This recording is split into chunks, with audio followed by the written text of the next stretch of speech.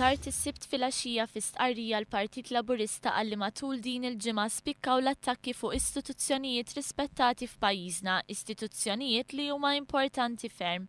Waqt is-smiegħ tal-Kumitat tal-Kontijiet Pubbliċi kien evidenti l-attakk fuq l-Uffiċċju tal-Awditur, xi ħaġa li l-Awditur ġenerali stess ġibet l-attenzjoni tagħha fejn bħalli kieku l-Awditur kien qed ikun investigat fl-iskandlu dwar ix-xiri taż-żejt.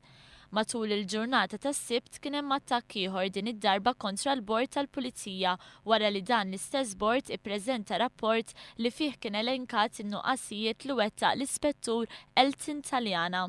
Dan l-attakk jistona bil-bosta mal-ammissjoni li għamlu l-Viċi Kap Nazzjonalista Beppe Fenekadami u Jason Azzopardi li għandhom fiduċja sħiħa fl-eks imħallef De Pasquale li jmexxi l-bord.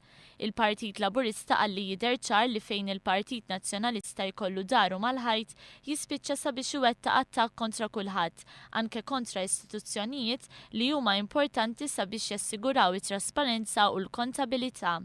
B'differenza dan il-Gvern qed jaħdem fuq rakkomandazzjonijiet biex tissaħħaħ il-governanza u t-trasparenza.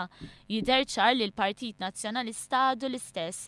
Il-Partit Nazzjonalista ma tgħallem xejn, temmet tgħid l-istqarrija tal-Partit Laburista.